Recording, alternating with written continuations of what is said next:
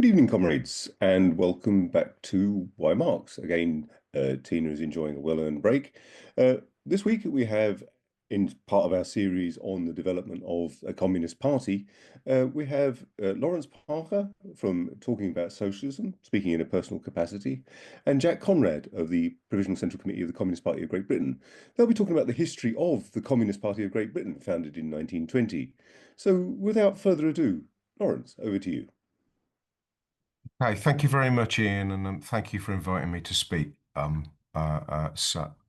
grateful for that.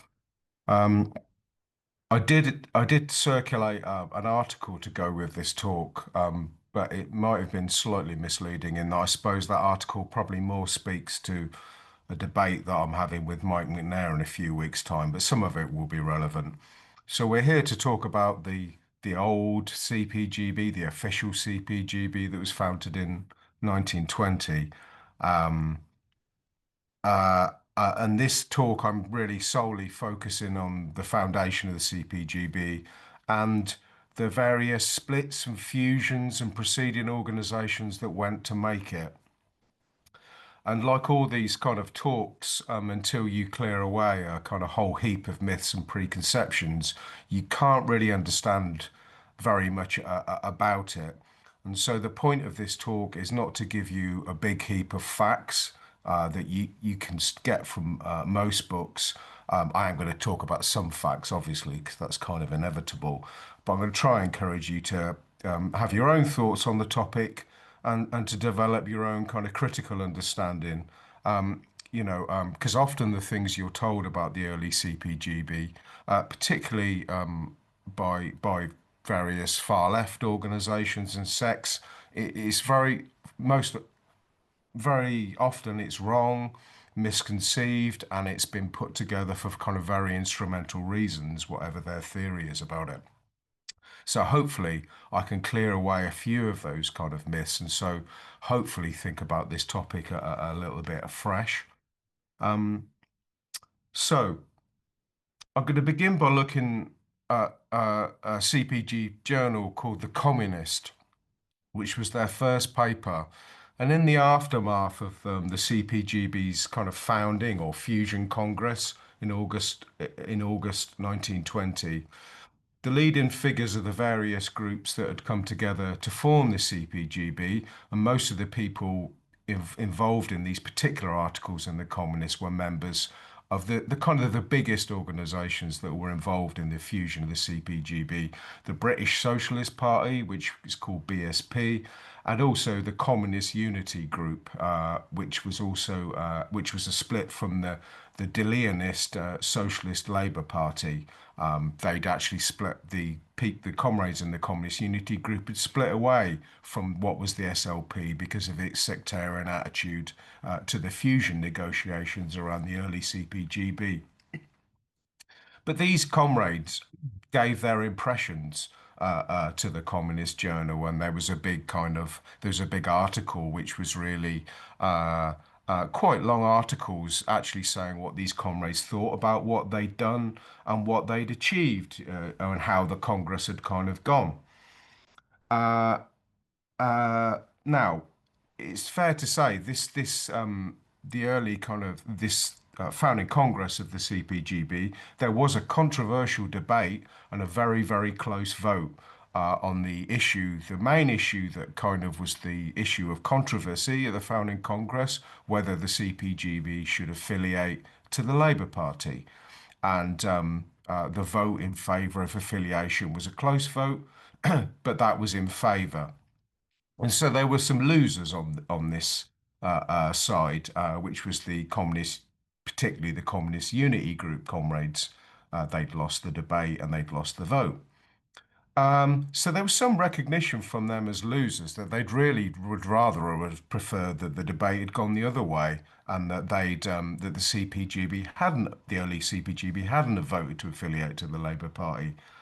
However, despite all of this, and despite also the BSP comrades, the British Socialist Party comrades, who most of them had won that debate, obviously they were making consoling noises and saying, kind of bad luck and but the thing that came out over and above all of this type of stuff was the actual comrades' sense of pride and their sense of achievement in what they'd actually done, in that they'd had this vote, an important vote over an important tactic, but people hadn't split away. People had stayed within the CPGB. They'd accepted their kind of loss. And as I say, there was a great deal of pride and achievement, and this is a sense of purpose. And there was this in the articles, there's this kind of pervading feeling about we've been over this long labyrinthine and complex kind of process of splits and fusions. But here we are. We've kind of come together and we formed the CPGB, and we're proud of that kind of fact. That's the feeling you get from those kind of articles if you read that if you read the early issues of the Communist. Similar impression comes across when CPGB members talked about and reported upon the second fusion congress of this early CPGB in January 1921, when Sylvia Pankhurst's group, which she'd called Communist Party, British section of the Third International, and others also came into the young CPGB. Again, the response, the kind of the overwhelming response was of pride and a sense of achievement that we've achieved our goal of a united CPGB. And this pride, this feeling of pride and this feeling of achievement persisted in the CPGB through to when it celebrated its 20th anniversary of the party in 1940. There are some contingent factors about why they probably celebrated the foundation of the CPGB at that point in 1940, but I don't have time to go into that. It's too complex. Uh, but many leading party foundation members, including Albert Inkpin, who'd actually been removed as General Secretary in 1929, they wrote in the party press in 1940 about their sense, and William Gallagher also, about their sense of pride, looking back at what they'd done, that they'd overcome this situation where they'd been divided into various small groups and factions, and they'd overcome that to form the CPGB, which they were still very proud of at that point. And the articles by Inkpin, Gallagher, and other kind of foundation members of the Communist Party, they were accompanied in the 1940 period by a number of kind of memoirs from this kind of period. So you had a book by Tom Bell, he'd been a member of the BSP and the SLP before joining the CPGB. He wrote a book called Pioneering Days. There was also Harry Pollitt's Important Serving My Time, which appeared in 1940 because Pollitt had obviously been removed from the CPG leadership at the start of the Second World War due to his opposition to the Comintern's anti-war line. So he had a bit of time on his hands and he wrote a memoir, which the early part of which is very interesting and a very important book. There was also books that appeared later on by founder members that are important as well. Tommy Jackson wrote a book called Solo Trumpet. That was a bit later in 1953. But all of these, the single factor that unites these kind of books is that they all looked back and it was actually, in some ways, it's kind of quite odd because in some ways there's a kind of wistful tone in a lot of Harry Pollitt's writings about the early CPGB and this foundation period, some of which kind of half suggests that he found that a more edifying period than the period he was actually in 1940 when he'd been removed from the leadership. And this was kind of big news in bourgeois society. And it was fairly humiliating, although they made sure that no one claimed his mantle and he was able to reclaim the leadership when the war line changed. But that's another kind of story. So this sense of achievement kind of persists until about 1940. And also, what's interesting about Pollitt serving my time is that book also contains an appreciation of Sylvia Pankhurst and his work with Sylvia Pankhurst in London. Now, given that Sylvia Pankhurst had taken her group and walked out of the CPGB in around 1922, I think, over a squabble about control over publications and Pankhurst's differences with the CPGB over the Soviet Union. Pollitt's actual dedication to her in that book is actually very out of step with Comintern polemics of that period, where you get obviously where they trended the Stalinized Comintern, if we can call it that, treated renegades in a more vitriolic kind of way. Pollitt actually wrote very kind of movingly and about what a great activist and a great person Pankhurst was. But so this sense of achievement persisted, but very, very little of this sense survived onto the far left into the 1960s and 1970s. And you don't really hear, apart from me and Jack maybe, and a few other people, you still won't hear an awful lot of positive kind of rhetoric about the early CPGB. We hopefully we won't be in a minority on that for much longer. But it's still, this is all seen as the early CPGB is still seen as something that's problematic. Where that began was actually in the CPGB itself in the 60s and 70s. The CPGB had what could be called a house kind of historian, James Klugman, who wrote quite a number of well-known books on the early CPGB.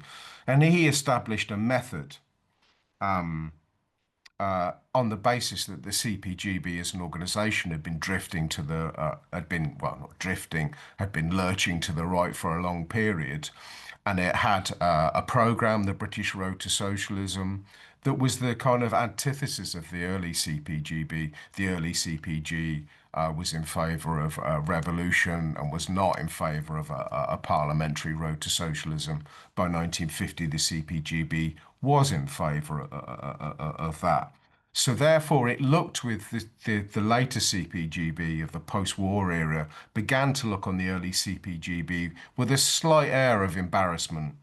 And the method that it kind of established was basically to damn the early CPGB with kind of faint praise, really, and to say that the groups that founded it were mostly composed of sectarian propagandists. And but if we do have to pick the group that we think is most amenable to us, we quite like the British Socialist Party, the BSP, because that one is not exactly close to us, but it's the one we share kind of our politics today share most with. So it was so you get this method of like slightly condescending attitude to the early CPGB, plus this attempt to actually pick one of those organizations out and kind of elevated it over and above the actual unity process that happened. This is actually how that they began to treat it. And also the CPGB from the 60s and 70s and certainly into the 80s, it began to have this idea that the real foundation point of the CPGB wasn't the unity process that its early members were so proud about and the achievement of that. The real foundation point of the CPGB was the Popular Front of the 1930s, when the party began to get slightly less unpopular and it began to swim with the tide of kind of bourgeois progressive opinion and the opinion in the labor movement that began to look upon the Soviet Union as a potential bulwark for peace and against fascism in the 1930s. This was the real foundation period of the CPGB. So this is what actually happened to that kind of line. This method was actually then picked up by and shared with the various Trotskyist groups, the bigger Trotskyist groups, who also began to write about the early CPGB in the 1960s and 70s. And the method that Klugman and the CPGB had kind of established was absolutely perfect for the main Trotskyist sects. So if we think about them, And like the early CPGB, of course, which had a big tactical difference, argued that tactical difference, reported on it openly, and then founded a united organisation based on the fact that the people who'd lost the vote on the Labour Party didn't walk. Unlike the early CPG and like this, the two biggest organisations on the Trotskyist left in Britain, the SWP and Militant, precisely they stayed in separate organisations, ostensibly because of a tactical difference over whether to work in the Labour Party or not. They stayed divided on this issue, so you can see that straight away that the early CPGB presents a problem. And given that the early CPGB was, of course, the party of Lenin and Trotsky, it was the party that they, with all its flaws, it was the party that the leaders of the Communist International, supported and wanted to succeed. So this presents an enormous problem to kind of the bigger Trotskyist groups of this period. So to actually trumpet the early CPGB offers them a kind of problem. So they tended to pick up on the method of the early CPGB instead of emphasizing this project of unity. What you actually get in most Trotskyist accounts is an attempt to pick out usually either the British Socialist Party or the Communist Unity Group or the SLP, the Socialist Labour Party. No, these are the real Bolsheviks. The other ones were just kind of ones who just attached themselves to it. So you get this sense again that one or other of the fusion organization is being elevated over the unity process itself to suit modern day, what the Trotskyists need in the modern day to justify their own existence as separate organizations. So, and then if you came from the SWP tradition, therefore, and there's an awful book by Raymond Challoner called The Origins of British Bolshevism, which is possibly the worst book you can read on the early CPGB, in my opinion. If you're from the SWP tradition, well, of course, you don't really like the British Socialist Party that was affiliated to the Labour Party from 1916, because that doesn't match up with what you are. Instead, you trumpet the Socialist Labour Party, the and its with all of its fetishes about workplace organisation, because you think that one's the one closest to you. Similarly, when the militant did write about the old CPGB, when they were in the Labour Party in the 60s, 70s, and 80s, they, of course, preferred the British Socialist Party, with some reservations, I have to say. But of course, they preferred the British Socialist Party because it had had a longer tradition of affiliation to the Labour Party, and because it was the organisation that, when the CPGB was first formed, it was mostly the comrades from the British Socialist Party, comrades like Joe Vaughan, who was the first communist mayor in Britain in Bethnal Green in the early 20s. These were the figures who kind of led the CPGB's work inside the Labour Party. So obviously the militant saw that as best matching up with what they were, and so they tended to overemphasize that and poo-poo the Socialist Labour Party side. So it really is that simple, and you can tell what tradition Trotsky has come from as soon as they start arguing about the CPGB. I can tell within seconds. So, but like I say, this was a copy of what the old CPGB had done, and yeah, and it wasn't a very edifying method. But this is really why no one really wants to talk. No one wants to talk overly positively about the early CPGB. If you're from any of these kind of traditions, it becomes possible. And actually, the history of the early CPGB completely disappears from all of this. Actually, you get no sense of what I've taught you about of their actual sense of achievement and what they'd actually done and what they were actually trying to achieve in 1920. It all disappears. Uh, instead, you get a game of pick and mix where you pick this one, you take this bit, don't like that bit, all that type of stuff. Having said all this, none of the groups that came together to form the CPGB were anyway perfect. So it really is a silly game to prefer one over the other. The British Socialist Party, for example, had begun the war with a chauvinist leadership, the First World War with a chauvinist leadership of Henry Hyman, and had taken Henry Hyman's traditional anti-German chauvinism to ridiculous levels. So in the early part of the war, you'd find articles in Justice, which was the British Socialist Party paper, supporting the recruitment for the war. But this happened on the other side as well in terms of the Socialist Labour Party. They had a vile line at the beginning of the First World War. The editor of their paper, the socialist John Muir, I think it was, he was an advocate of the kind of myth of the First World War that British imperialism used to justify its entry, i.e., poor little Belgium having its neutrality violated. This was the actual line of some of the early socialist articles. But in general, the SLP downplayed its opposition to the war because it saw it as a diversion from the workplace kind of struggle.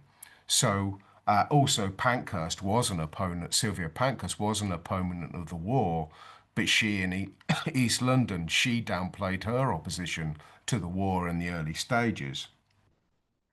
The BSP, of course, it did get rid of its chauvinist leadership in 1916, and it evolved to what I would kind of judge would be a kind of pacifist position on the war. And of course, all these groups and individuals were buoyed by the impact of the Russian Revolution and the industrial struggles that took place in Britain as the war developed.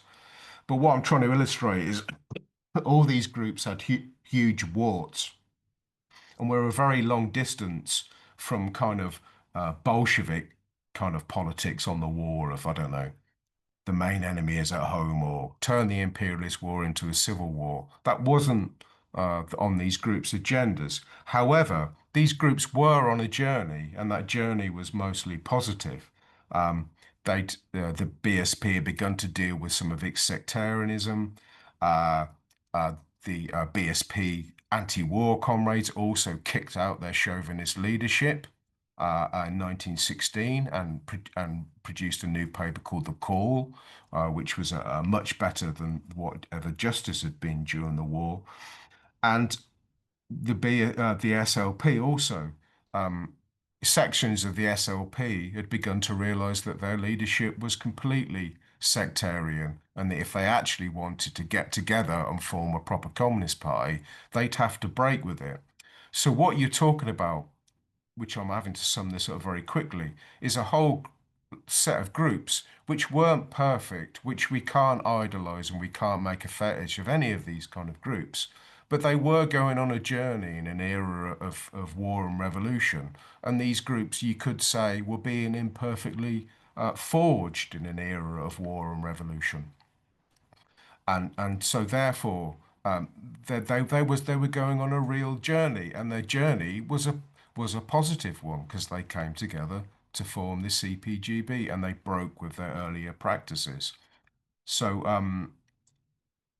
right, I'm just going to how long have I got left? 5 minutes. Okay, so the last thing I'm going to talk about is just very quickly is about the international dimension of the CPGB as well. Uh, Cold War kind of pro-Labour historians, who I'd have to count Walter Kendall, the Trotskyist author, in, they looked at it through the wrong end of the telescope of basically of a CPGB that had been dominated and moulded by Moscow for about 50 years when they were writing. All they could see, which I think is kind of a patriotic reflex, which they've inherited from the Labour Party, was the negative effects of the early Russian influence on the CPGB. And to this, we'd have to respond that it's probably unlikely that the CPG would have been founded without the promptings and interest of Lenin and the Comintern. It's possible that it may not have happened. They were very important actors. But of course, Walter Kendall thought it better that not to have founded the CPGB, and his argument is that the BSP, the British Socialist Party, which was his favourite organisation, he leave it to his own British national kind of development, which is a kind of a patriotic kind of Cold War emphasis, really. And we'd have to say, really, that it's actually, I think, when you actually look back on the early Russian involvement in the CPGB, I don't think that this would have been considered in any way weird or strange. And it's actually touching to look at the amount of time that Lenin spent on the British movement and meeting up with comrades like Willie Gallagher and Sylvia Pankhurst to get them on board, and the time he spent polemicizing, writing about it, and thinking about it and encouraging them. Lenin, of course, did know the British socialist movement very well. You can read a 1913 obituary of Harry Quelch, who was an SDF, a member of Hyman's SDF and subsequently the British Socialist Party, who Lenin knew well and he'd worked with him. There's nothing also in the memoirs of Gallagher, Pankhurst, and others that he treated them with anything less than respect. This is not like the later kind of Comintern or Russian leadership laying down the kind of law. He was treating them as comrades because he wanted them in the CPGB and he wanted them in the Comintern. Now, Lenin wasn't being soft on them. He was trying to win them. He was trying to win them to his particular line and a particular line and his particular ideas. Similarly, when British communists first received copies of Lenin's left wing communism, which we kind of now know as a better translation of children's sickness or growing pains of the communist movement.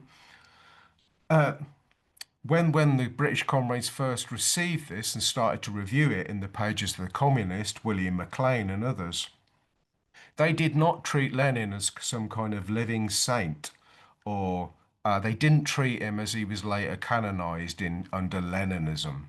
They treated Lenin as somebody who was an extremely insightful person on the issue of tactics and someone they treated with respect because he'd led the Russian Revolution. And the British Socialist Party comrades also liked Lenin and liked Lenin's kind of left-wing communism because he had Lenin had their ear because he was arguing and articulating their politics in the early CPGB. And so therefore there's nothing you begin to get the picture of something that's not sinister as the way that Cold War historians kind of paint this. Russian emigres had worked in the British movement for a long time. Important emigres like Theodore Rothstein, Maxim Litvinov, they'd long played a positive role in the British movement and breaking the British socialist organisations away from chauvinism. Similarly, if we look at the question of finance, it's undoubtedly true, and you can read this in Kevin Morgan's book, Labour Legends and Russian Gold, that the early Comintern provided the CPGB with a lot of finance and a lot of cash and a lot of physical kind of support in that way. However, I don't think this would have been seen strange or sinister or weird. Because, on the other hand, when the Bolsheviks took power, one of the early things that the Russian government actually did was to pay back loans that had been given to the RSDLP by British socialist organisations such as the BSP and the SLP, and they would, these comrades were amazed to find this. So it wouldn't have been seen very strange or weird at the kind of time. And I think comrades who have a problem with this idea of Russian involvement and Russian finance, I really think they expose themselves as patriots, really, British patriots, really. And what they're actually doing, although they probably don't know it, is they're reflecting this was the gripe that the Labour Party had for years against the Communist Party of Great Britain, that it was a Russian finance, Russian influenced organisation that wouldn't, like the British Labour Party, ever do the bidding of British imperialism. And that was the Labour Party's gripe with it.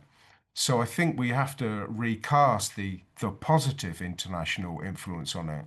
It's true, of course, that in the end, by the 1930s, the Soviet Union wasn't a positive influence on the CPGB. But this is looking through the wrong end of the kind of telescope at the early CPGB. And I've done half an hour there, so I'm going to shut up and bring that to a close. Thanks, Ian. Parker, thank you. That was an excellent introduction, fascinating, and I look forward to hearing much more about that. Jack, over to you.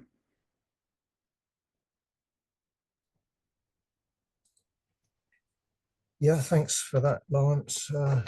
Useful introduction and very useful for me too, because it gives me a springboard. I've done quite a bit of reading, true, a long time ago, of the Communist, the Call, Justice, Workers' Dreadnought, very good paper. So I'm sort of familiar with the background. I'm familiar, as we can be, with the writers, the individuals concerned. What I would emphasize here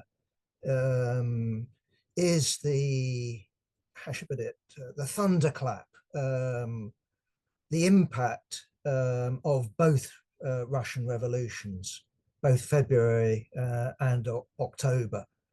I think that did radically change things. Now, that didn't mean that things were static in Britain. Lawrence has already referred to the BSP and how at their Easter conference in 1916, they voted to affiliate to the Labour Party, but they also took an anti-war position.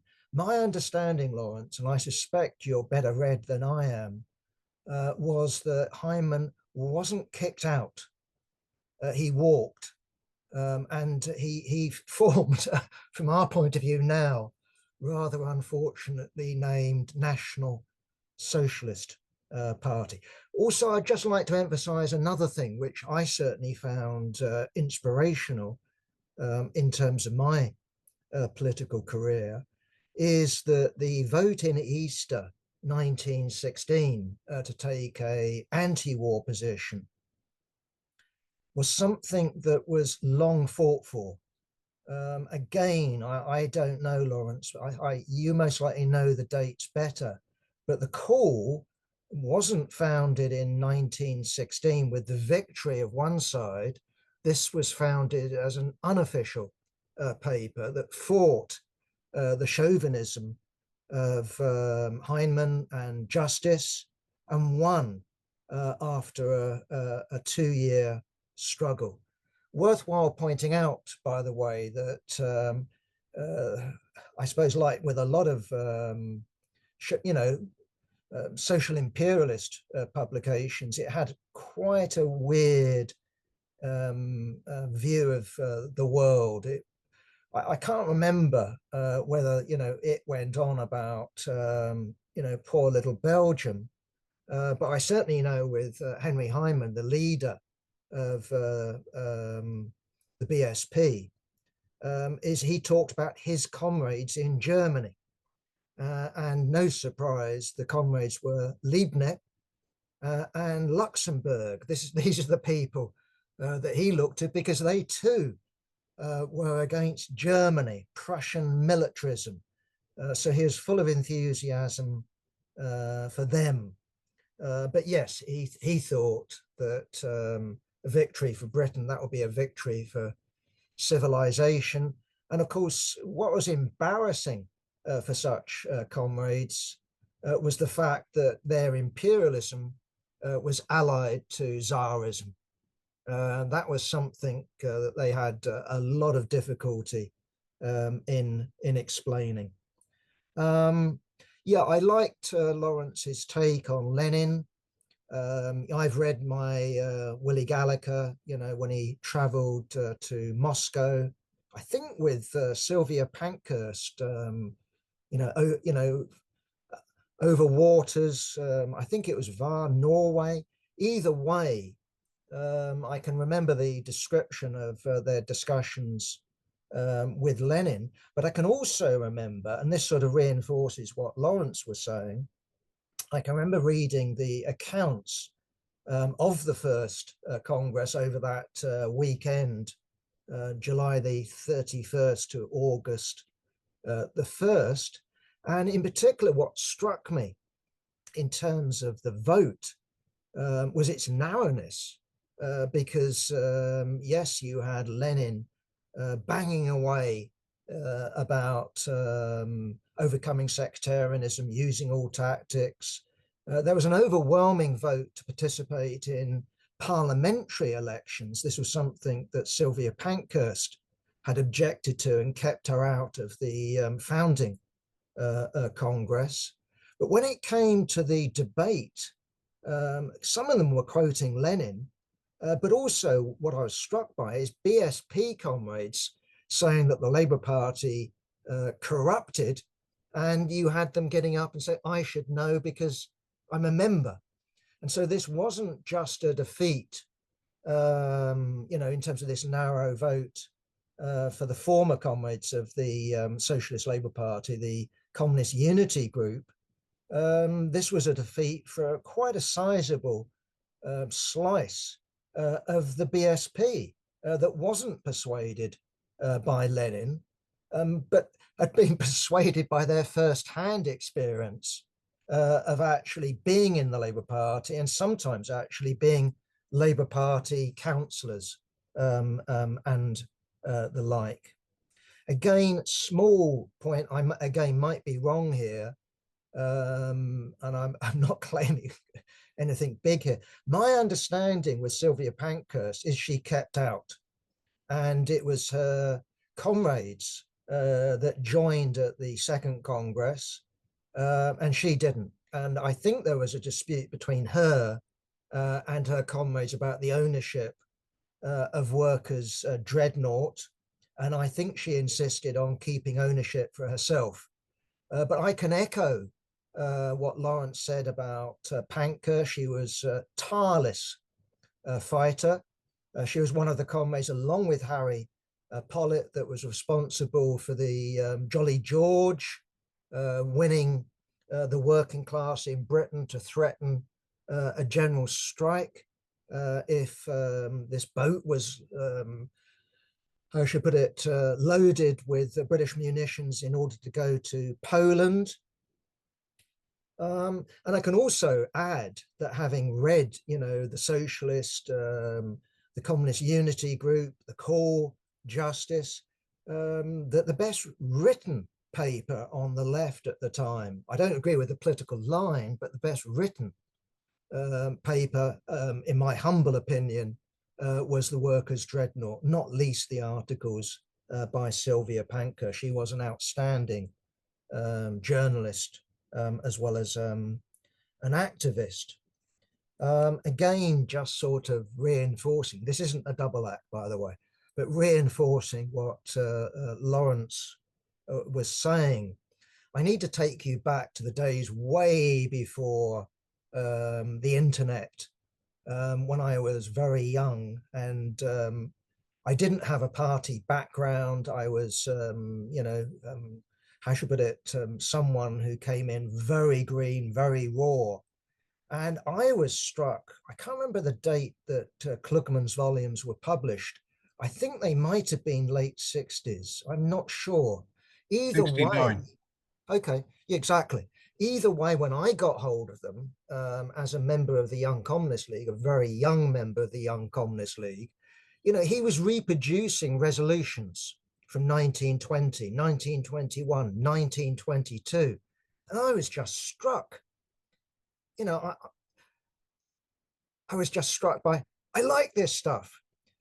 What a difference it is to the Morning Star. What a difference it is to the British Road to Socialism. What a difference this is to the reformism that dominated the official CPGB and the YCL when I joined it. So I can go along with Lawrence that you had this sort of bias, which well, I say bias, preference. I would openly declare that, if I'd been around in 1916, we can't roll the history back, but my sympathies would have been with the BSP, not least, with the Easter conference where you saw Hyman walk and all the rest of it.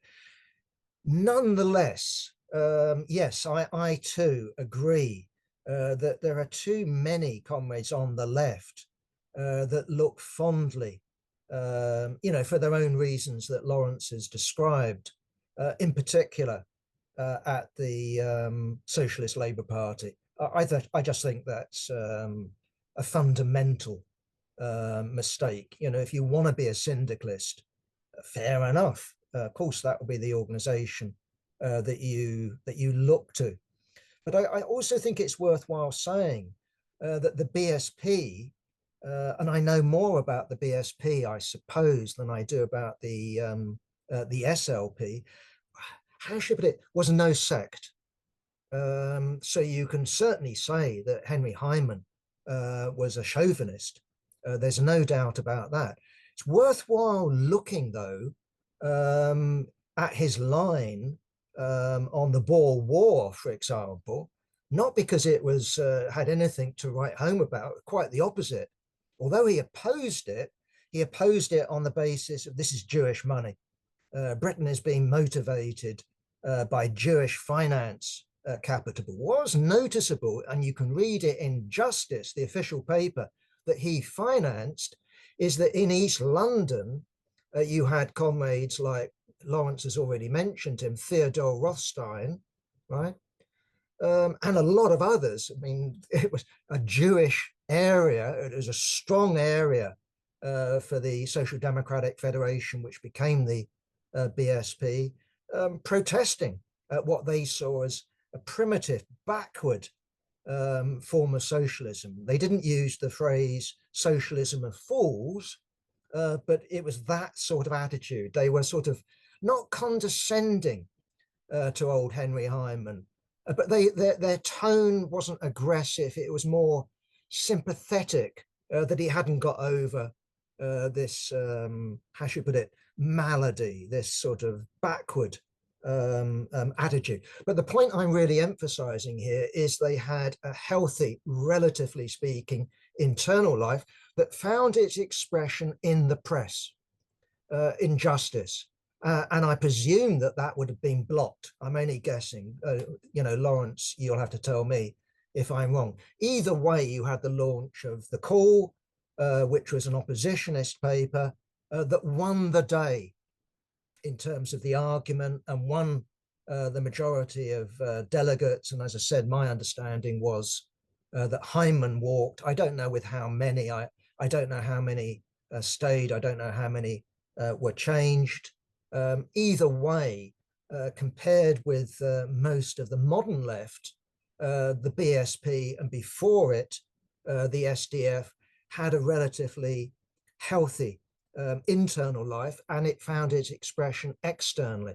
Should also be added that as well as getting things wrong often about those that they were closely associated with personally, Marx and Engels misjudged the SDF because of Hyman. Engels and Marx were both contemptuous of Hyman and therefore tended to be dismissive of the BSP and went for organizations that didn't last, such as the Socialist League. And of course, what I'm referring to about personal relations, comrades might find this controversial on this forum, I don't know. They dismissed Kautsky. He's a waste of time, but they both rated Bernstein much more highly. Anyway, that aside, I think we also ought to add, perhaps, Lawrence, the sort of the difference between what the new organization was and what the old organization was. And again, that comes, how should I put it, as a mixed bag, perhaps.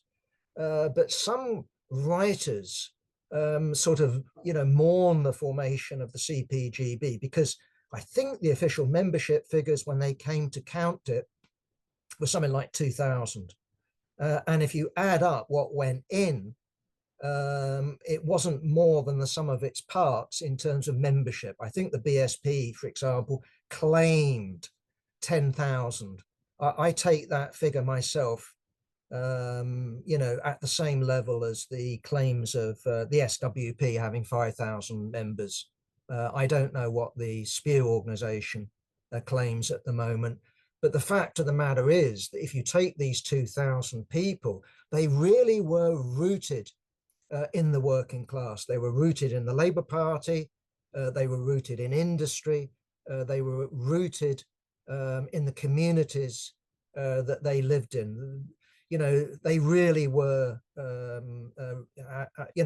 part of, and I would say the leading part of the working class. And again, with all the criticisms that we ought to have of this small organization, I do think that it has got, and that was the title of this talk, it has got lessons for today. Now, we cannot magic up a February. We cannot, magic up an October revolution, unfortunately. There is no Bolshevik organization that I can detect abroad. There's nobody of a similar standing to Lenin or Luxemburg or Liebknecht around at the moment. But I do think there is a positive lesson there. And that is, although Lawrence is no doubt right, that at least you ought to put a question mark over the possibility of unification, I don't know. I do think that, if the Russian Revolution had failed, the momentum towards unity was there. And, it's worthwhile stressing, of course, that the SDF and the BSP were themselves, how should I put it, the result of unifications. So that, that was going on. And again, I'm just going to finish with this. So-called interference wasn't something that came with Lenin. That was, Lawrence has already indicated, that was considered normal. And if you look at the BSP and before that, the SDF, and one organization that hasn't been mentioned, and I'm sure Lawrence will sort of go, yeah, I should have mentioned it, is the Independent Labour Party, because one of the, how should I put it, components, it came later, was not only people who'd left the ILP, but people who came from the left wing of the ILP. People like Palm Dutt came over. I think that would be 1921. I'm not sure of the date. But the point would be that the Socialist International was agitating in Britain for these organizations to unite. And it really was putting on pressure for them to unite in one organization. And yes, the general consensus, I would guess, was they ought to affiliate to this very strange organization that we've got in Britain called the Labour Party. Half a party, half a trade union. What the hell is it? Either way, there was, quote unquote, interference. Why the hell can't you comrades get together? You can still have your differences, but you ought to be in one party. I would say the same thing today, that of course we've got differences. And as long as someone doesn't come along and say, well, that's only for internal expression, we ought to be uniting. We ought to be struggling to unite, because one thing I'm convinced of is that the early CPGB, again, for all its faults, was far more effective than the Socialist Labour Party, the BSP, Sylvia Pankhurst Workers' Socialist Federation, and all the rest of them. It really was a leap forward. It was a qualitative development, and that is something that is achievable today, as I said, without a Lenin, without a Luxembourg without a communist international, without a February Revolution, without an October Revolution. It's a subjective question, but it is something that we can learn from history, and it's a lesson of history which we could apply today in Britain to make what is, how should I put it, hardworking but ineffective left something qualitatively better. Anyway, I'm going to finish with that. Thanks, Ian. Thank you, Jack. That was also fascinating, and I think we'll have a very good debate here today. I was going to ask a question, but I suspect William O'Brien, who's currently in the audience, may be about to answer the question that I was going to ask. William, pleasure to see you as always. Over to you. You need to unmute, Conrad. What I am going to say is not going to be very complimentary to the British Communist Party. And I must point out that I'm an ex-member of the YCL. I was brought up in Birmingham. My father was on the National Executive of the Communist Party of Great Britain during the Second World War. And I'll explain that in a minute. But the attitude of British communists towards Ireland has been absolutely appalling. We had a Communist Party set up in Ireland in 1921. And people like the writers, Liam O'Flaherty and his brother, Thomas O'Flaherty, and James Connolly's son, Rory Connolly, were among the founders of that party. They were told a lie by the General Secretary of the British Communist Party that they were to disband, that was the instruction that came down from the Comintern in Moscow. Now, in those days, communications weren't as easy as they are today. So that was taken at face value and they disbanded. It took 60 years for that lie to be exposed, or more, because how it was exposed was after the Berlin Wall came down in 69, or whenever it came down, 89, the records of the Comintern were found. And Emmett O'Connor, who was an eminent Irish historian and works in the university in Derry, and who also speaks Russian, and who comes from a communist background, his father was in the International Brigade, actually found it. And we knew then it took that long for us to be told a lie, for the lie to be disproved. Now, at the time, and none of the two previous speakers spoke about what was going on. There was a revolution in Ireland in 1916, and there was a war of independence going on from 1918, and it was going on when the British Communist Party was founded, and they didn't have a position on it. They said that it was petty nationalism, and it wasn't to do with socialism. The British working class in general cannot face up to their imperialist past. They honestly believe that they taught the world their British ways. Civilized India, they used to tell me when they went to school in Birmingham. And I used to say, yeah, and the Indians had a civilization. We were still living in caves. Bullshit. And of course, that didn't get me very far with the English school teachers, I can tell you that. But in any event, that was the reason why the Irish Communist Party was not founded in 1921. It resurrected itself in 1930. And it then was going on, it was going pretty good. But the Second World War came and they had to split.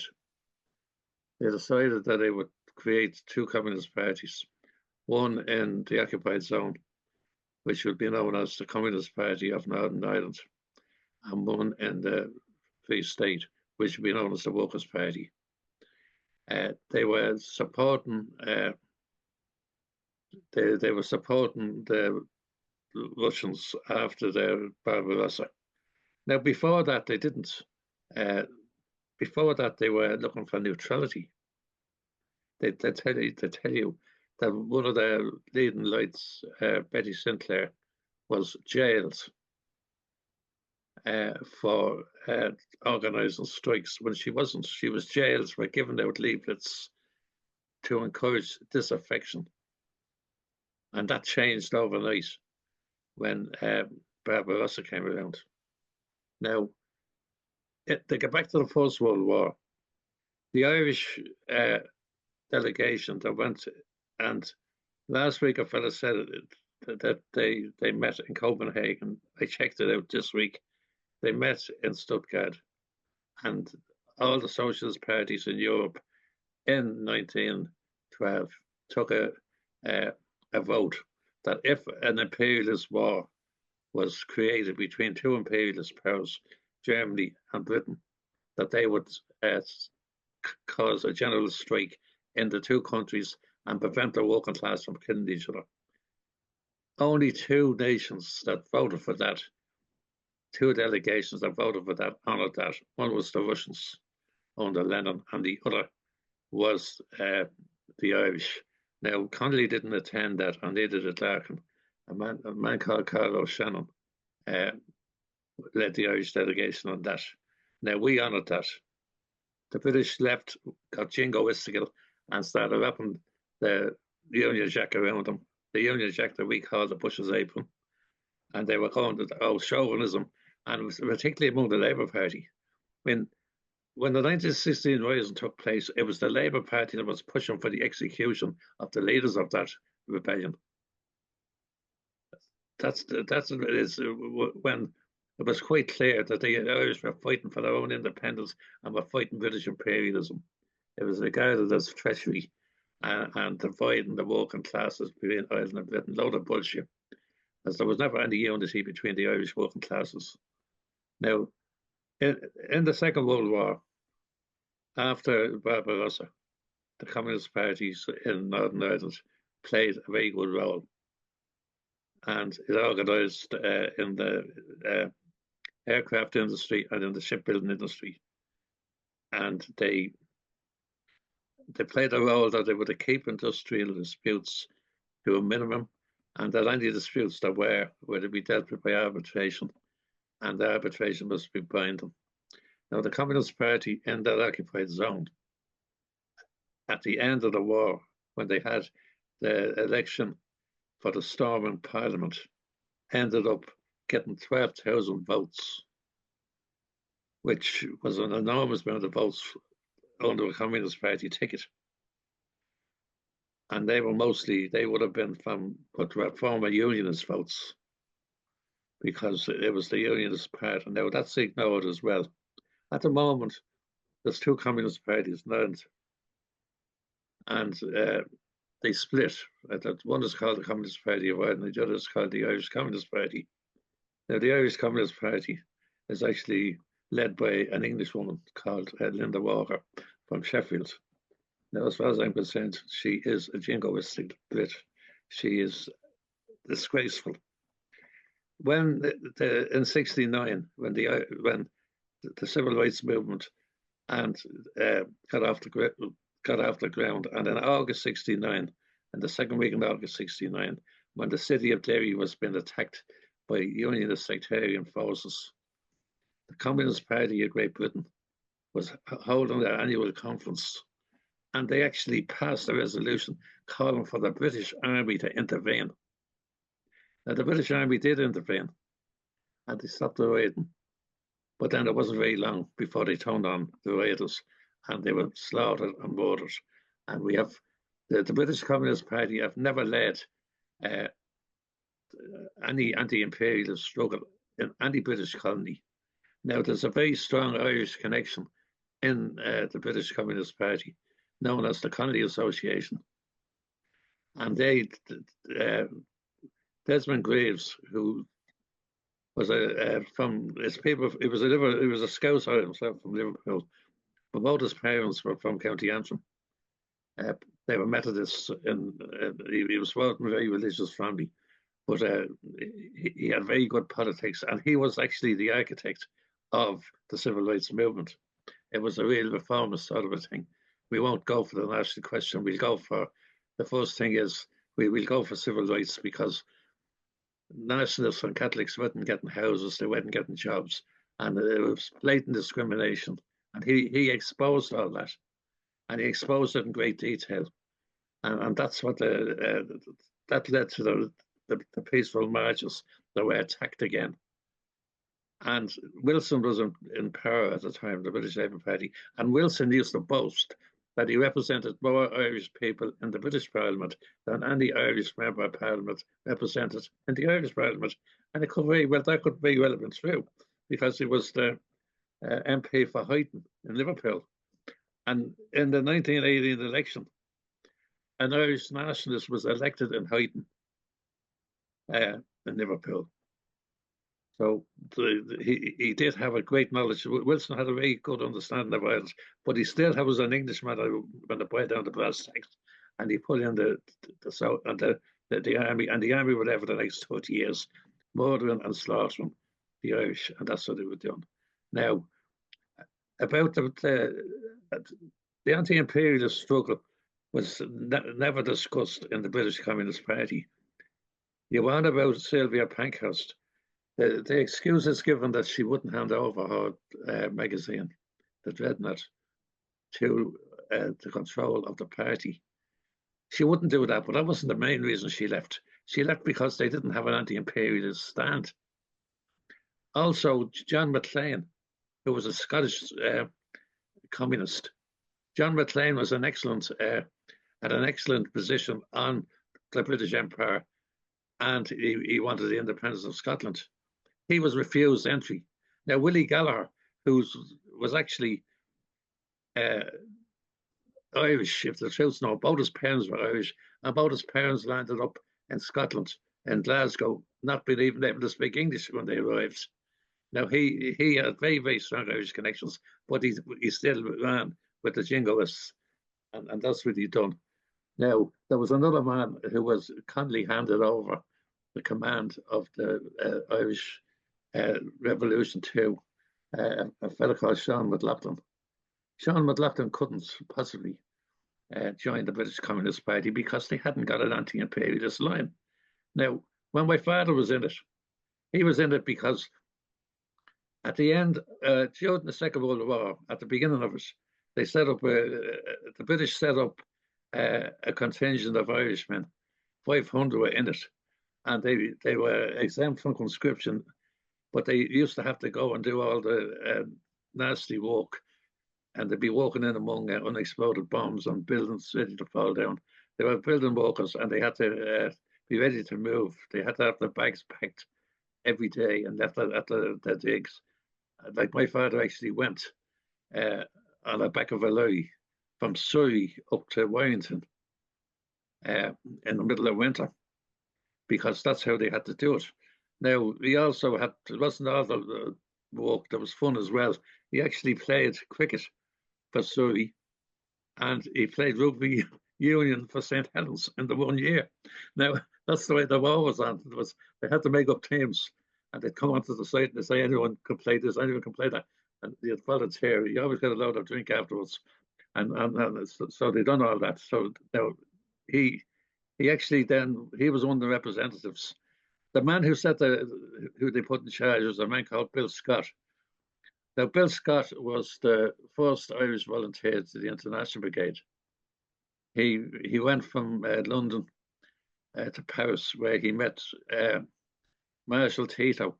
Marshal Tito was the recruiting officer. He had lived in London, and he had mixed with the Irish a lot. He liked the Irish. He liked the way they drank, and he liked the fun they had.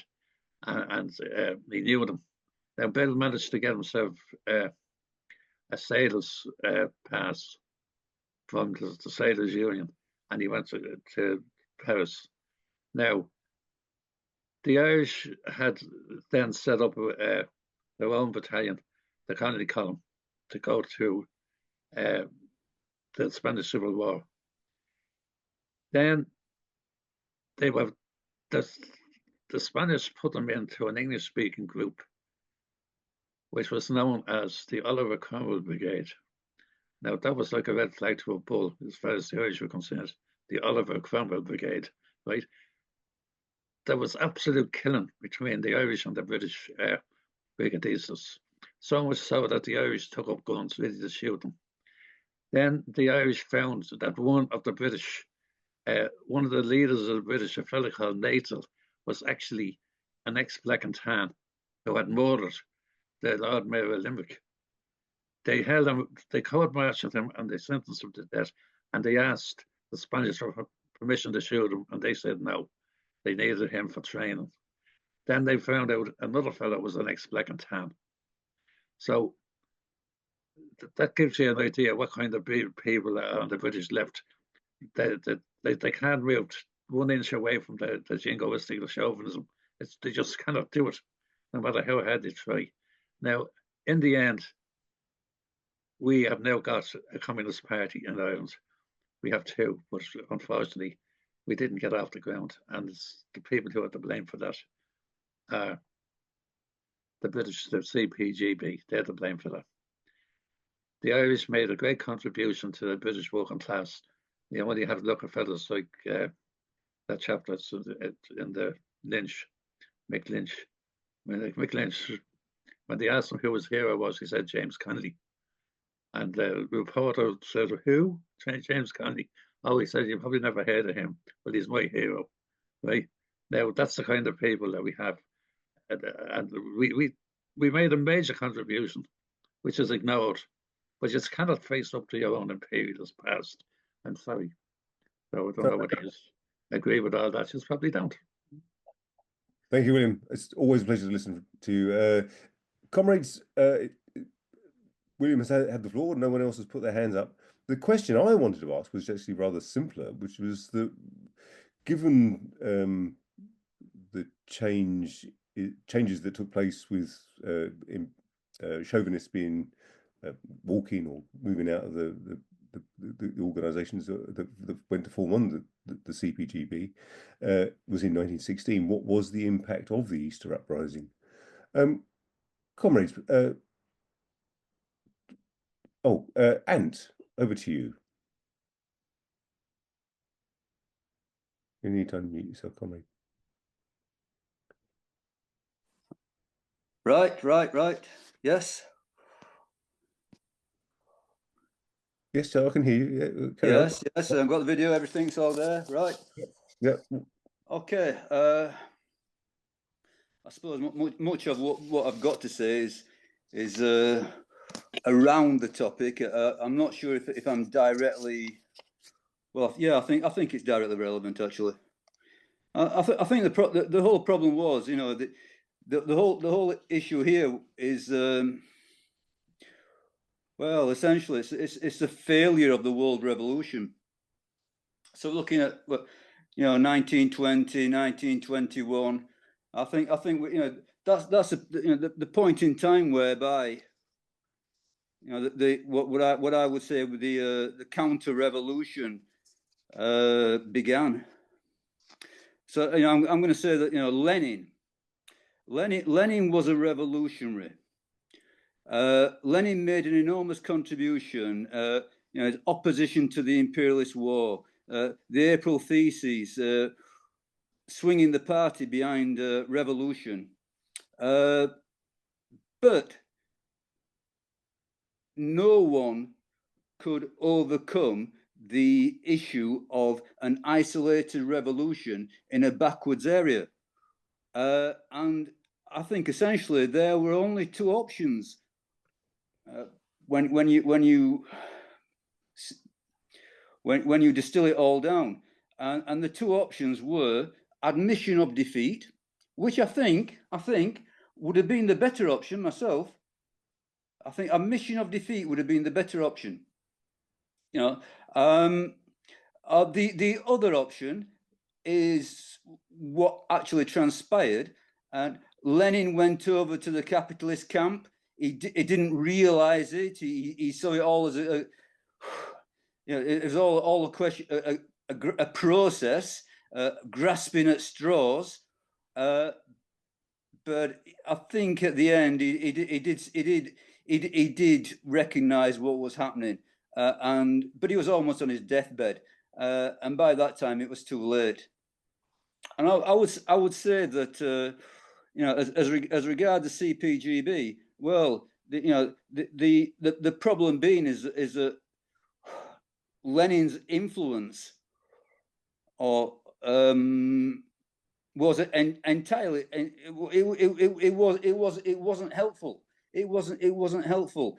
You know, all these ideas of you know, iron discipline and suppression of factions, and you know, you must join the Labour. You know, I think let's just say this. You know, this thing in favour of Lenin. You know, so you know, obviously, I have emphasised it before. He made an enormous revolutionary contribution, no doubt about it.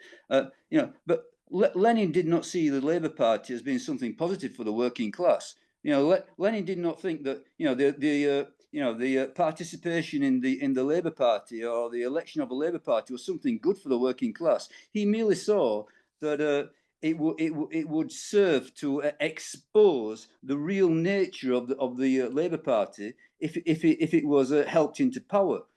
So he talked about supporting the Labour Party the way that in the manner of a rope supporting a hanged man. There was nothing positive about, you know, there's no illusion that the Labour Party could you know, solve the problems of the working class, which I think is you know, far from the positions of most what I call the capitalist left today. But I would say myself that the, you know, the whole orientation towards social democracy, the whole you know, the whole process which went on in the Soviet in Russia was an attempt to find a way to live with capitalism in a situation whereby the revolutionary wave has subsided. So I would say that you know,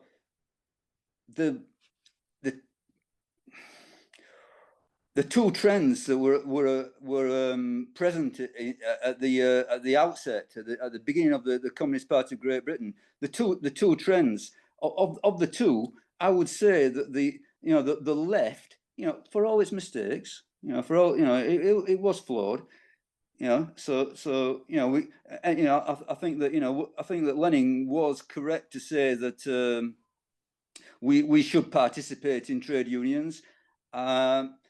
I'm not sure about the you know, the participation in elections, but I would say that's not a question of principle. You know, it's simply extremely difficult for us to use them. If it could be used, you know, I'm not standing against you know, using Parliament on principle at all. But I would say that, you know, of the two trends that are present, you know, the right wing is far more dangerous to the working class than the left wing, and I think that you know, the idea that you know, the first speaker talked about, you know, going a little bit beyond the initial creation of the Communist Party of Great Britain, but it seems to be talking about, you know, the zenith of the CPGB being the, you know, the Popular Front and Peace. You know, to me that was absolutely. Can I just heckle? I untrue. didn't actually say that. Do you want to listen? Sorry. Get a hearing aid. I didn't actually say that. I said the CPGB, later CPGB, treated it as the zenith. Sorry. Okay. Yeah. Okay. Get a hearing aid. Okay. But you know, I'm going to say that the defeat of the German Revolution was also the defeat of the Russian Revolution, and that all of Lenin's tactics and all of his attempts to use the system, you know, against itself could not overcome that reality, and that the problem was that all that was left was for the construction of capitalism. Now, it wasn't the it wasn't not the you know the classical capitalism that existed before 1917, but everything that Stalinism created was built on a foundation that Lenin had provided, and I think that the proof of all of this, the proof of all of this is the actual historic record. The revolution was defeated. The same party and the whole international, so that's including the Communist Party of Great Britain. So all of the organization was transformed into a vast counter-revolutionary apparatus that murdered communists and workers, and it created subservience of the working class to capitalists in the colonial, semi-colonial countries, and illusions in the in the capitalist left wing. Right, thank you. Okay. Can I just stop you there? Yeah.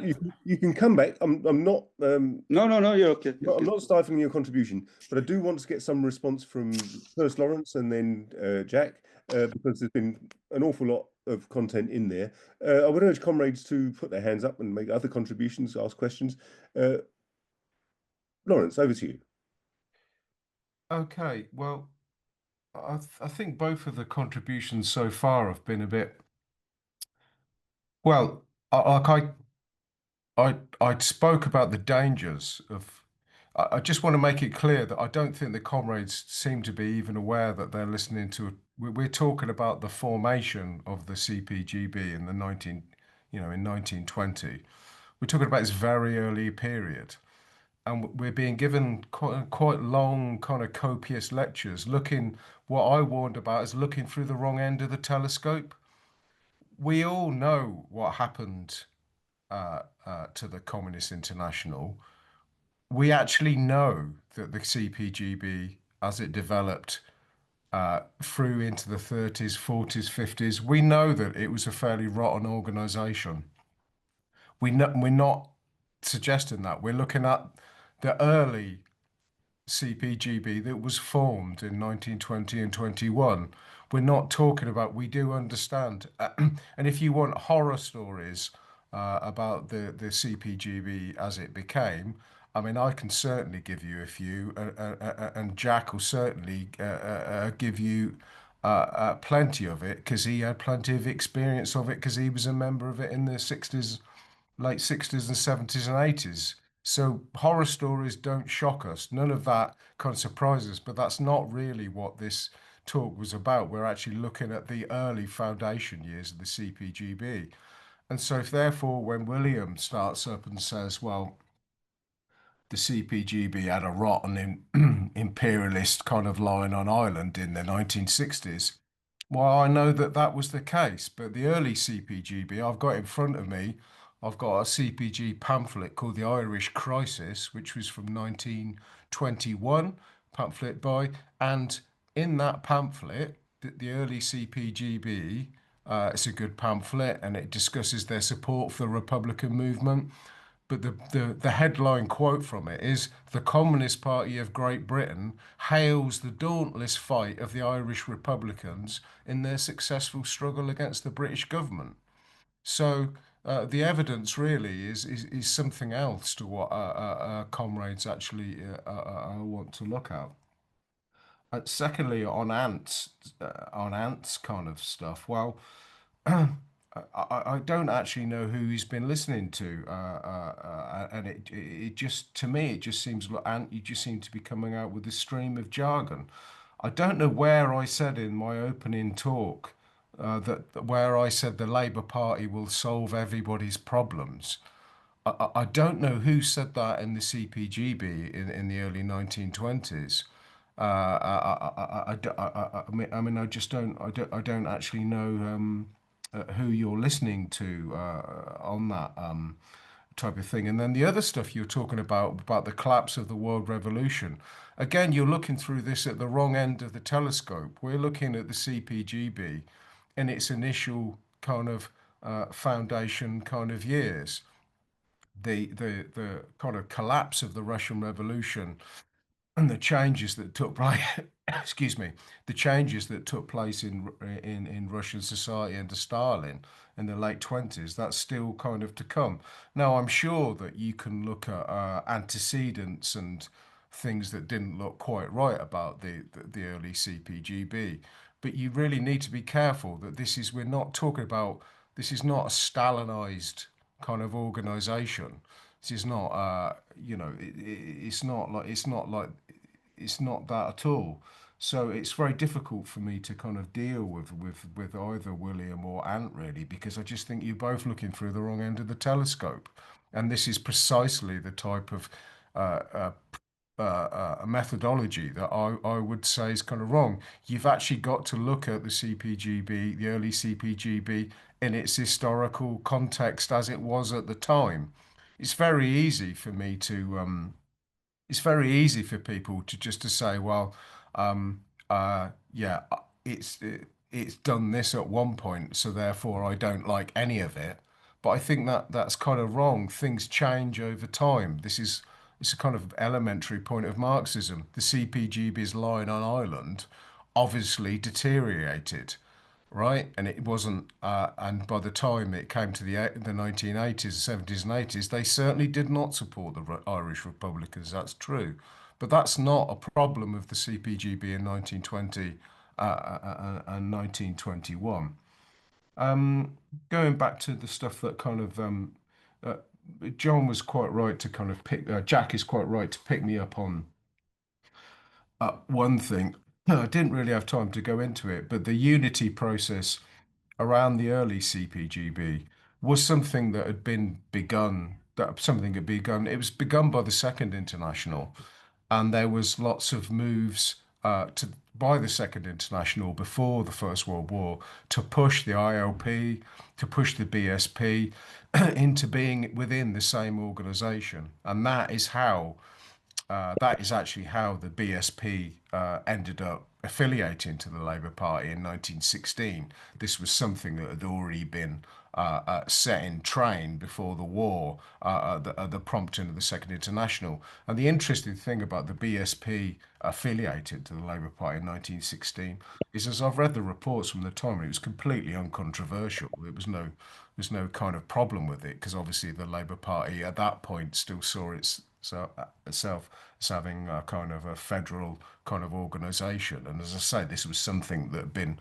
shelved by the war anyway, so it didn't cause any great debate. There was some grumbling from some Labour Party members about BSP coming in and advocating revolutionary politics, but they were very much in the minority.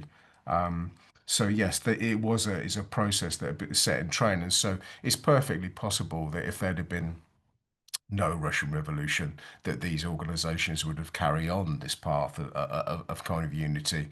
I just think that a lot of impetus seemed to come from the Russian Revolution and the Comintern towards founding the CPGB. That's it. Thanks.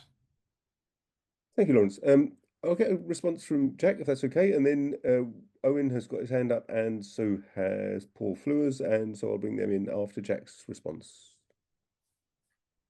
Yeah, thanks, Ian. I mean, just in terms of Ant, I mean, I'll be very quick, but you might as well take the position that given where we are, it was all Charlie Marx's fault, or if you wanted to go back further, the French Revolution, it's to blame for Stalin. I don't know how far back you want to go. Okay, fair enough. But I mean, my own take on the Soviet Union, I find it very hard to describe it as capitalism, but this is a separate debate, as is the CPGB and Ireland. I mean, I was asked to speak on the foundation of the CPGB. So we've been given a tour through the 30s, the 40s, the 50s, the 60s. I don't know, the present situation in Ireland, all fascinating stuff. I don't know whether it is. Anyway, I don't really think I've got anything else to say, Ian, to tell the truth. Okay, Owen, over to you. Hiya. Yeah, thanks for those. I'm in sympathy, I think, with what Lawrence was saying, but I guess and in particular, I think I agree that it's important to use the conversation to emphasize the importance of the formation of the CPGB. It was obviously a massive step forward for the revolutionary forces in Britain. And I think that's presumably why it's helpful for us to have these kinds of detailed conversations about it. That said, I do think there is something to be said about kind of social chauvinism in that process. I think the challenge of the formation of the CPGB in its early years was the forging of a properly communist organization out of the imperfect material that existed in the British Labour movement at the time.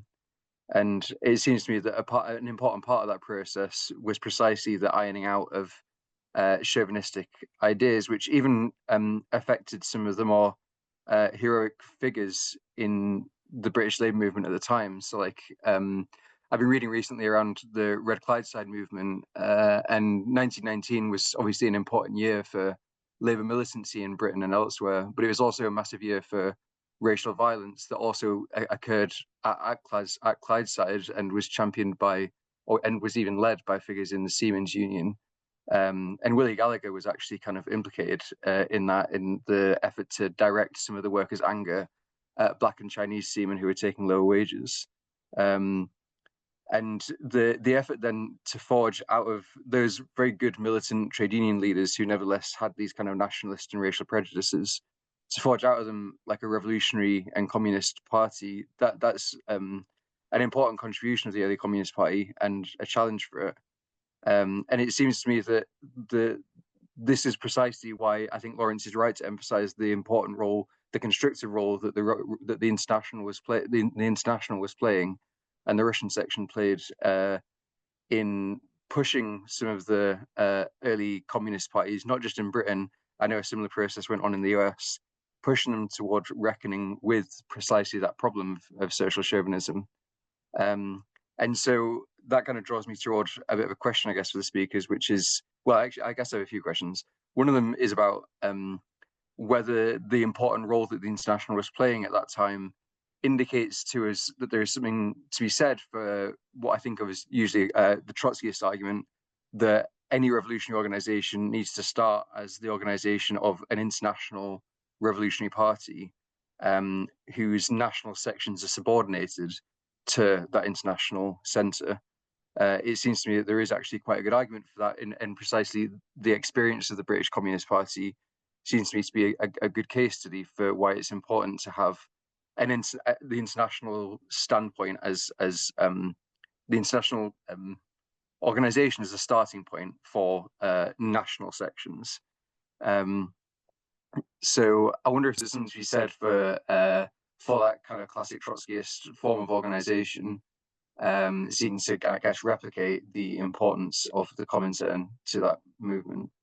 And I guess on a slightly different but related note, I'd ask what you see as the relevancy for the contemporary moment is from the formation of the CPGB. Is there a precise analogy to be made between the attempts to forge unity from the BSP and these other groups into a communist party? Do you think that the present proliferation of sects is that an analogous situation? Would that unification forge a more robust organization than the CPGB proved to be? Yeah, I'm wondering about what the analogies are that you're trying to draw. Thank you, Owen. Paul, are you still there? Yeah. Here you go.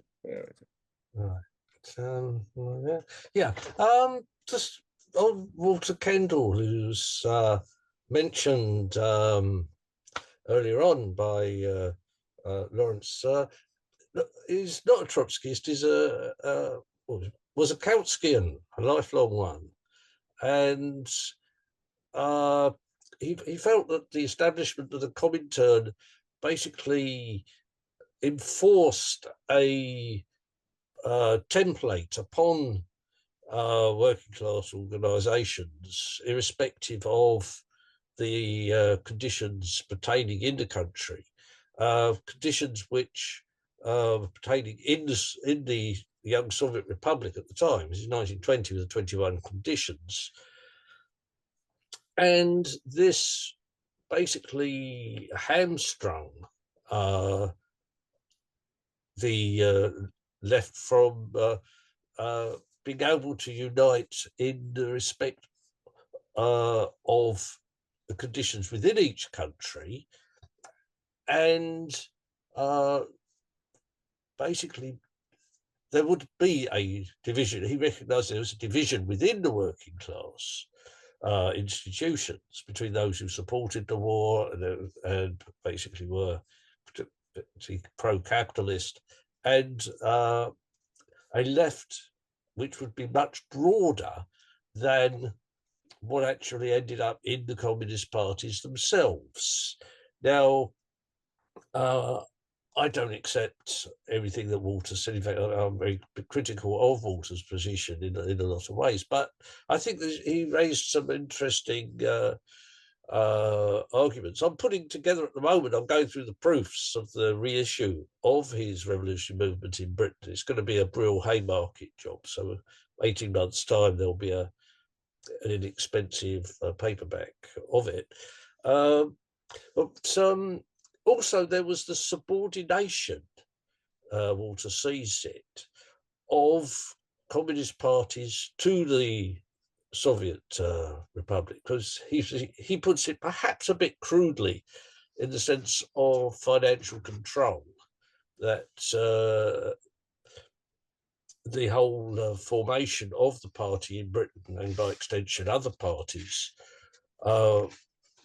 was very much over-influenced by resources which Moscow could provide. Again, I think he overstates the point, but I think there is something there. It's interesting that Walter, as a Kautsky, would probably agree with what Ant was saying about the influence of Moscow's foreign policies, diplomacy over the communist parties. So we get sort of, a left communist agreeing with Kautskians here, which I think is an interesting alignment, let's say. But I think, again, there's some truth in that, although it's wrong to see the process as solidified from the start, which I think Walter did in his book. The other thing was Walter made was the question which William raised earlier, which is the one of John Maclean, because Maclean was a member of the British Socialist Party. He was on the left of it, and he was probably the closest to having a revolutionary stance on the war as opposed to a pacifist stance on the left in Britain. And he never joined the Communist Party. He thought it was a rotten bloc. He wrote to Lenin an open letter, which is easily available on the internet, where he felt that the Communist Party in Britain, as it evolved, as it emerged, had was pretty much a rotten block of various opportunists and others. Again, I think here, this is something which you should look at, because if anyone was a revolutionary leader in Britain at the time, it was Maclean. Now, and also the way that the people like Gallagher and others dealt with it was by saying, well, he'd gone off his rocker. He was losing his marbles. He was going insane. I mean, this is a completely apolitical and quite unpleasant way of dealing with someone raising serious political questions. Now, again, I would dispute that having a Scottish Communist Party, and that was a way forward. But nevertheless, Maclean didn't come into the Communist Party, there was also a lot of other people, and this comes out through the mentioned in Walter's book, although he doesn't actually follow it up because it only goes up to 1921. There was a lot of people who were moving leftwards during the First World War in the BSP, and they kind of just disappeared. When the bulk of the party joined the Communist Party, these people sort of just faded from viewpoint. Another point which Walter's book makes, which again he doesn't really develop the argument, but I think it's something we ought to look at, was that the shop stewards movement, which again was very strong on Clydeside, but also strong in the engineering centres of Yorkshire, Lancashire, and so forth, and also in the south in London and places. So, was that they didn't challenge the union bureaucracies. They didn't attempt to challenge them politically or organisationally. They also ignored an awful lot of political questions. And a lot of the people who were leaders of this shop stewards movement ended up with BSPers and ended up in the Communist Party. But they dodged the issue of the war. They didn't connect the question of fighting for terms and conditions in respect of the opposition to the First World War. Maclean did, and that was to Maclean's great merit. I'll leave it at that, but I'm saying that a lot of the questions that come up in Walter Kendall's book, although I disagree with, and I think everyone here would disagree with a lot of his conclusions, does raise an awful lot of questions about both the strengths and weaknesses of the left, the question of how positive or the negative sides of Moscow's intervention, and looking at afresh at a very important and very interesting period in the history of the left in Britain. Thank you, Paul. Minnie, and then I'll ask Jack to come back for a response. Yeah, thanks. Hi, comrades. Thanks to Lawrence and Jack for the talks. They're really interesting. And I'll try and stick to, the subject, but a series of questions, really. My questions are, just got my scribble notes here. Yeah, what was the program of the CPGB around the, 1921 or, whatever the period you're talking about? What's the flavour of the propaganda they were putting out to the working class? And I know you say, obviously, organisations fused. That's inspiring to hear. And so inspiring to hear about the leaders that were around at that time.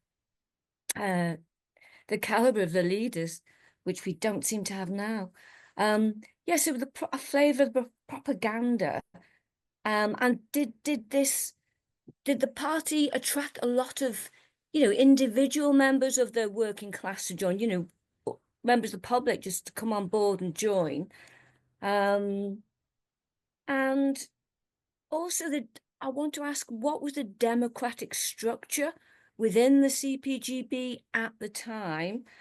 I know there was like some fused organizations. Was it the BSP, the SLP, the Sylvia Paggers group? Was it the ILP, others? I'm not sure. But what did they keep their identities? It sounds like they kept their identities within the CPGB.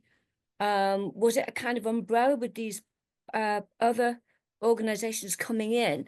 And did those organizations keep their democratic structures with their leaders within that? Or was it kind of Russian doll thing with democracies within a democracy? And what was the actual democratic structure? Just sorry, too many questions, but and then yeah. And then obviously maybe the next talk, I'd like to hear what happened, next and the further history of it. It's really interesting. Thank you, comrades. Jack, do you want to come back first? Did you want to, or do you want Lawrence to come back? Yeah, I'll do that, and then I think that was our agreement at the beginning. I'm not worried, but I've got no fuss. But yeah, okay, right. Hold on. Okay, begin with Owen. Look, I don't know what Willie Gallagher did in 1919, but personally, I don't really buy into the idea that he was someone encouraging a anti-migrant riot. Now, I can't prove that, but I'm just saying I doubt it. It's a bit like the story of, I don't know how it happened, of what's his name? You'll remember, Lawrence, Jack Dash, sort of leading workers out. This sort of comes down to you in favor of Enoch Powell. Well, it's just that these things get told, but it's, I can assure you, not true. So anyway, I just express skepticism, and there you are. But yes, in terms of, I think your basic thrust, Owen, is anti-imperialism and taking a principled position. My own take on it is that with all sorts of criticisms that you can make, they were anti-imperialist. I just think that to claim otherwise is to produce a sort of, I don't know, a nationalist caricature. There's plenty of stuff to be criticized, but nonetheless, they were against the British Empire. They were against the colonial oppression. I don't think there's any doubt about that. I mean, they ran, what was it called, Hands Off Ireland. I think the CPGB actually also is engaged in gun running. But anyway, I sort of shrug my shoulders really on that and go, well, that's sort of what you would expect. But the main point that you're making, I think, Owen, here, at least I want to take up, I think you are fundamentally mistaken. And that is, we have to have an international. Well, looking at the Trotskyists, I would say that the last thing we want is anything like that. I mean, we call them, at least I was responsible for the phrase, but oil slick internationals. I just think are a complete waste of time, let alone when you use the word, the subordination of local groups to some international. I mean, we've seen it with Jerry Healy, Tony Cliff, Alex Kalinikos, Peter Taff. If that's your model, then God help us. And I would emphasize that in terms of the first international, that was a real international. Again, it's no model. We can't reproduce it, but that didn't subordinate, right? It coordinated, and it coordinated real organizations. And I'd say the same thing with the second international. And again, we can criticize it, until the cows come home. But it was a real international because it was made up of real organizations. And of course, it couldn't, it didn't subordinate. So it was urging the ILP, which was an affiliate, it was urging the SDF to join together. It couldn't issue an instruction. Now, when we come to the third international, I think what we need to learn there is the sort of thing that Lawrence was on about. We can criticize it, but to criticize it on the basis of throwing the baby out with the bathwater, I think misses the point. What we need to understand is precisely what they thought about the time that they were living in. And they thought they were facing imminent civil war. They thought there was a global revolution that had begun, you could argue 1916, you could certainly argue 1917. And that's where you get this whole question of military discipline, how military it was in reality. I'm somewhat skeptical of. But yes, Minnie, you asked the question about democracy and all the rest of it. No, in terms of public expression, you didn't have full, but you did have some. And certainly compare, and that's the official Communist Party throughout its entire history, including the stinking corpse that I joined, was far more open, far more democratic than SPEW, SWP, RCP, you name it. I mean, I wrote publicly about a dozen different contributions for various comrades in the CPGB. We reproduced the Leninist that was published by the official CPGB in the pre-Congress period. Anyway, so we need to understand what this organization was. And in terms of Owen, you say, is there any, I mean, I did note your words, Dan, is there any direct analogy? No, no. Precisely, we're not in the middle of World War I. We haven't had anything like the Russian Revolution. We need to understand, how should I put it, the depth of socialist education in Europe and beyond that existed in the late 19th century and the early 20th century. We're living in hellish times, in comparison, famished times. So no, there's no direct analogy. But there are lessons to be learned, in my opinion. And that is that we can overcome disunity.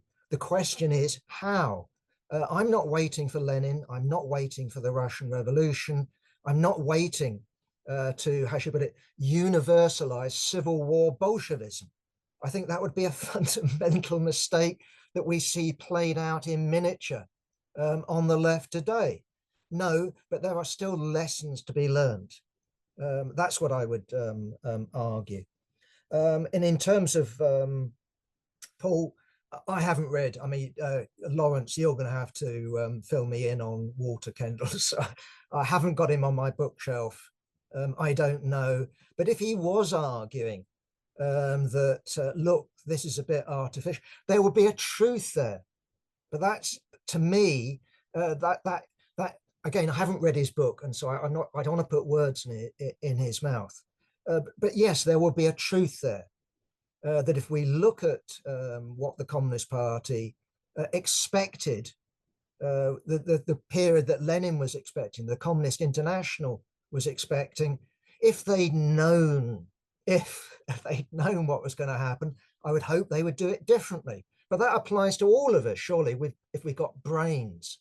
You know, things don't turn out to be as you expected. You can't rerun history, but hey, let's try at least to learn some lessons. And again, I don't know, but I would go along with you, Paul. There was easy money in the CPGB, Moscow gold, to use a phrase. Whether that was determinate, I'm skeptical I'm skeptical about. But again, that's something that we should investigate concretely. My own feeling is that having, the world revolution having failed, you had, from their point of view, one place where it succeeded, and they appeared to be the authority, and they got used to bowing to that authority. They got used to not thinking for themselves. And we, if we want to learn a lesson, I think it's learn to think. Don't just repeat tired formulas, learn to think. And if we can start to learn to think, then at least there's hope. If we don't learn to think, then our situation is hopeless. With that happy thought, Ian. Is what I regard as a magnificently optimistic thought. Thank you very much. We're coming up to nearly 2 hours, so I'm going to ask Lawrence to summarize, if you would, please. Okay. I'm just going to answer a few people. I was interested in Owen's questions, but I think John's kind of told you much of what I think about it. Contrary to what you might read elsewhere, me and Jack do agree on quite a lot. And particularly on these issues. But one thing though, Owen, really is that I do have experience of what Jack was talking about in the old oil slick international type of thing. For my sins in the early 90s, I was a candidate member of a Trotskyist organization called Workers' Power. And I remember going to a meeting of and it was a meeting with all the international comrades. it wasn't a very big room, let me tell you that for a start off. But also what I actually found, I was expecting to go and meet international, like for example, as it is at the moment, we have quite a good relationship in Britain with the Marxist Unity Group comrades and the comrades around Cosmonaut and all that type of stuff. And generally, it's a good relationship. And there is some genuine kind of diversity, like of different experiences, because we're not an oil slick international. When I was in Workers' Power, I don't want to denigrate any of the people who are the so-called international members of the Workers' Power tendency. I don't want to denigrate them as people or comrades, but they were just like they were just cutouts and copies of like Richard Brenner and the other British comrades who were the leading comrades. They just parroted, and it's kind of obvious when you kind of see that this is not an international. If you compare that to what happened when the Comintern was founded, when you look at you look at the debates and even what we've talked about, Lenin taken aside, Gallagher and Sylvia Pankhurst, people who had big difference with him tactically, and you have this kind of debate and this kind of, and you look at the sometimes angry way in which the early Comintern and the heckles and the interventions. This was a live, a real thing that was been formed as a result of war and revolution. When you kind of meet these kind of members of Trotskyist oil slick internationals, whatever their merits as individuals, this is not an international. There's no diversity there. It's just the people in the other countries parrot what the mothership in Britain or wherever else the mothership is does. And actually, I think that's a negative. Actually, I think that prejudices people against internationalism, if that's what you mean by it. Um, uh, many many ask like some well, it's quite complicated questions. There was like in terms of the program of the early CPGB, all I've ever found is the document called I think it's called something like a CPGB program draft program that they produced for the Comintern in 1924, and the flavour of it really is, in a sense, it's a long time since I've read it, but it repeats kind of, it emphasises principles like we believe in the Soviet road to revolution rather than a parliamentary road. But that was only a draft program, and Jack is more of an expert on this than I am. But I think the first CPGB program wasn't the formal CPGB program wasn't until maybe 1929. There was a class against class electoral, but that was more of an electoral kind of program from my memory. And then in 1935, there was for Soviet Britain. But there wasn't, other than aspirations and promises that they were going to write a program, I thought the early CPGB, from my memory of it, was relatively undeveloped. In terms of like what many asked about the organization of the early CPGB, yes, there was this thing that Jack's already talked about militarization. There's this kind of sense, or there at least there was an aspiration towards militarization, and there was lots of chatter in early CPGB, the early years of the CPGBs, about buying guns, about militia, about arms, that actually the Comintern got quite fed up with after a while. But there was this kind of aspiration towards a militarized organization. But the contradiction of the early CPGB was that actually it ran along kind of federal kind of lines, in a sense in which the old factions that had come together to join it kind of persisted, like a long time after the early CPG was founded. So you tended to have BSP members doing their work in the Labour Party, and ex-SLP and Communist Unity Group members doing their work in the factories or whatever. So there was that type of there was that quite dynamic, and there was a now famous meeting of the Comintern in 1923 to sort out all these problems that they that they found in the British organisation, and one of the complaints was, well, everybody's just sticking to their old factional kind of allegiances. However, in those early years, we ought to express as well that there was even though people worked along those old factional lines, there was never any kind of serious kind of splitting or that type of thing going on.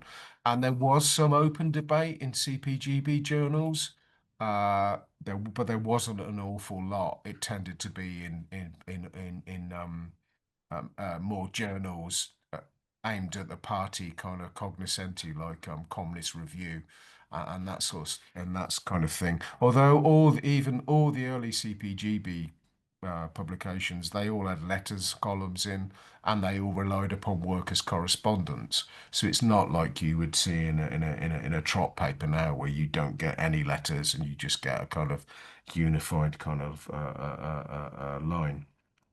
Finally, Paul is quite right to pick me up. Walter Kendall was not a Trotskyist, and I'd misread my notes, and I said Walter Kendall is somebody who's been very influential on Trotskyists. What I meant by that was Walter Kendall.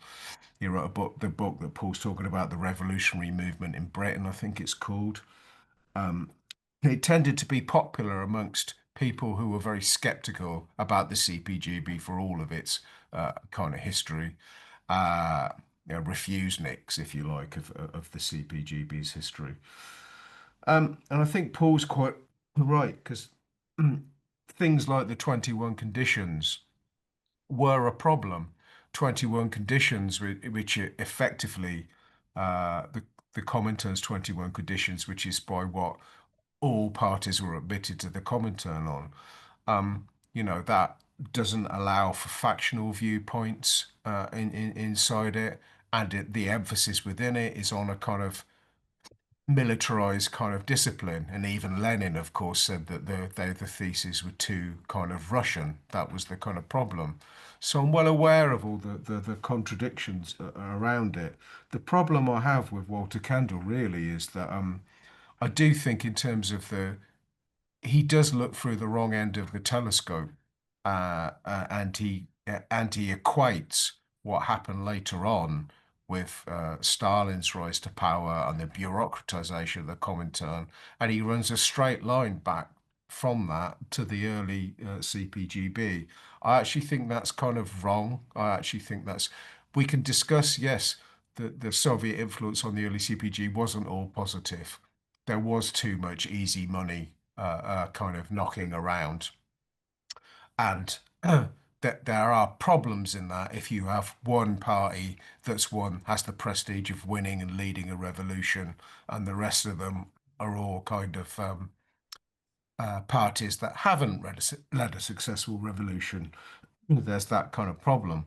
But you can throw the baby out with the kind of bathwater, and it's actually this opinion of mine is not very popular, but I think the Comintern actually, in general terms, gave the CPGB decent advice right up until about 1928. I mean, don't forget, it was the Comintern that told the early young CPGB, do not fold up the national left-wing movement in 1928. And it was actually the vote of CPGB members who voted to fold that organisation. So obviously, after the third period, the advice of the Comintern became severely flawed, and I wouldn't discount that. But it's the wrong end. It's just looking through things at the wrong end of the telescope. And finally, John McLean and other people, and Paul quite rightly points out that many of the BSPs or whoever joined the early CPGB drifted away. Well, for a start off, with people like McLean and the people who drifted away, we are talking about a process of fusions and splits. Sometimes, as the results of unity processes, some people are going to fall away. That's inevitably that's going to be the case. Not everybody's going to last the pace. If we were to form a Communist Party in Britain tomorrow, there will be some people who wouldn't join, and there were some people who wouldn't like it and flop out of the kind of process. I think that's kind of inevitable, and I don't foresee that being any other way. There'll be lots of sectarians. We're not going to cure the British far left of sectarianism just in a matter of months. That's going to be a much longer type of process. People will leave and people will stand from the sidelines and be sectarian towards it. And unfortunately, that's actually what I see with McLean. He formed his own little organisation, and I think the problem with making as Walter Kendall, I think, does, is in making Saint John McLean and canonizing someone who actually stood outside of the CPGB and actually couldn't join it for whatever reason, couldn't get on with them, had to do that. I think the problem with canonizing those people is precisely the problem I raised at the beginning. You kind of you don't focus on the unity, you don't focus on what's actually been formed, you don't focus on anything positive. You just pick somebody who, and lots of comrades in Scotland have picked up on the legacy of John McLean because they think it gives them an arrow to fire in favour of Scottish nationalism. The idea that McLean formed that a communist party that was limited to Scotland. That's why that's been kind of picked on. But it's the same problem, picking individuals or groups, but not looking at the process as a whole. And it really is an issue of being unable to see the wood for the trees. And finally, yes, there's no direct analogy that we can make between the CPGB and today's situation, because we don't live in times of war and revolution. Well, we don't have we don't have individuals like Lenin. We don't even have some of the leaders around in the early CPGB. But what we can, I can say is, I think what we can see is when the CPGB was formed, it had a huge influence on the British working class and the course of the class struggle in Britain, for good or for ill, from its 1920 foundation.